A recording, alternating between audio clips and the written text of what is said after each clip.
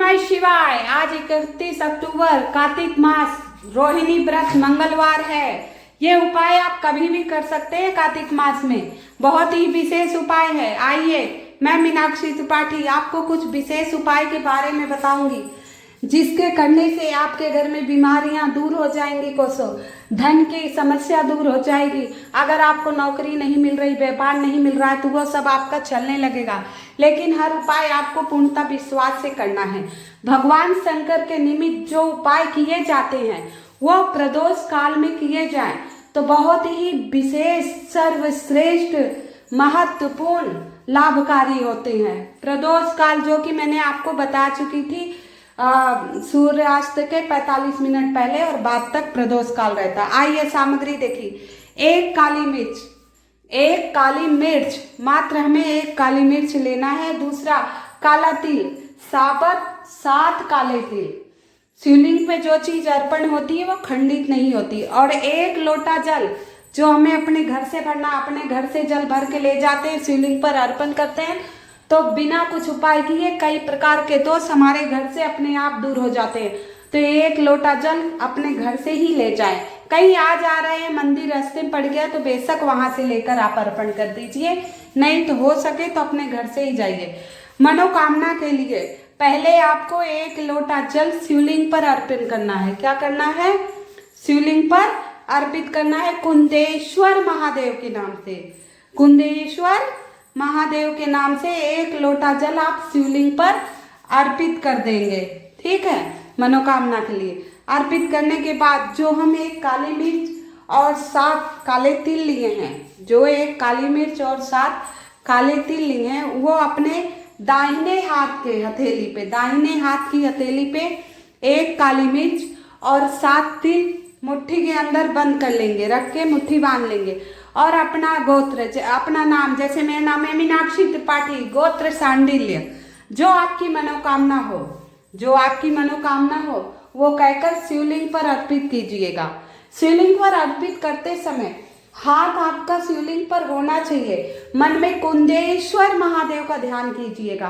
कुंदेश्वर महादेव का ध्यान करते हुए आप अपनी मनोकामना कह देना, आप अपनी मनोकामना कह देना। आपका हथेली शिवलिंग से टच होना चाहिए, छू लेना चाहिए। अपनी मनोकामना कह देना। उसके बाद वहीं श्री शिवाय, ओम नमः शिवाय, जो मंत्र आपको आते हो उस मंत्र का जाप करना, उस मंत्र का जाप करना। मात्र ये छोटा सा उपाय कार्तिक मास में सोमवार के दिन कभी भी आप कर सकते हैं। आज भी कर लीजिए, किसी भी सोमवार के दिन आप, लेकिन ध्यान रखना प्रदोष काल में ये उपाय करना, आपको बहुत ही विशेष लाभ होगा।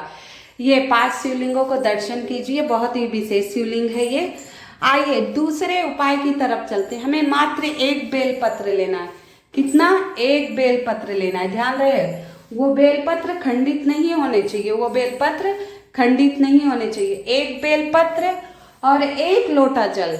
जैसा कि मैंने कहा था, जल हमें अपने घर से ही लेना है, कहीं मंदिर में नहीं लेना है। 1 लोटा जल, 1 बेलपत्र।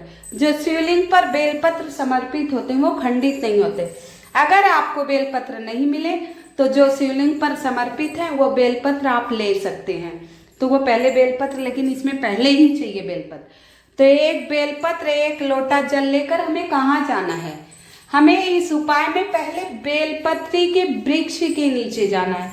कहाँ जाना है? 1 बेलपत्र, 1 लोटा जल लेकर बेलपत्री के वृक्ष के नीचे जाना है। वृक्ष के नीचे जाना है, उत्तर दिशा की मुख करके, जहां जड़ हो बेलपत्र के पेड़ का। पेड़ वो होता है जो अपनी लंबाई से बड़ा हो उसे पेड़ कहा जाता है, उसका पूजा जाता है, और छोटा हो उसे पौधा। तो वहां आसन बिछाकर बैठ जाइए, आसन बिछाकर बैठ जाइए।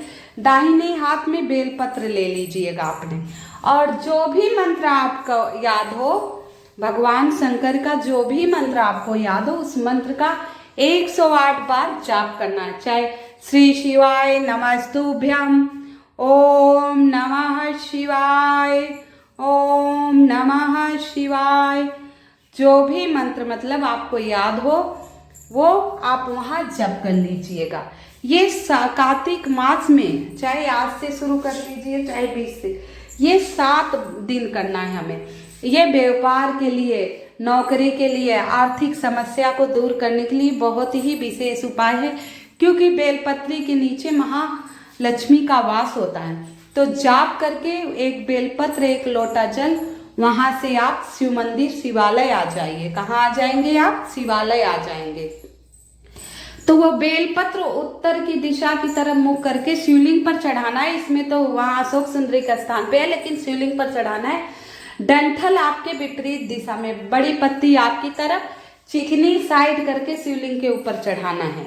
ठीक है। उसके बाद जो आप एक लोटा जल ले गए हैं, कुंदेश्वर महादेव के नाम से, कुंदेश्वर महादेव के नाम से शिवलिंग पर जल अर्पित करेंगे और कटोरी नीचे रख देंगे अशोक सुंदरी के स्थान पे। वो जल आपको घर लेके आना है। जल चढ़ाने के बाद वो जल आप घर ले आना, और ये मतलब वहाँ शिवलिंग के सामने ये कुंदेश्वर महादेव का नाम लिख कर ना, ये मैं औषधि के रूप में ले जा रहा हूँ, तो उसे अपने घर में, ऑफिस में, दुकान में आप छिड़काव कर लेना। मात्र छोटा सा उपाय, ये करने से आपका जरूर कल्याण होगा। हर हर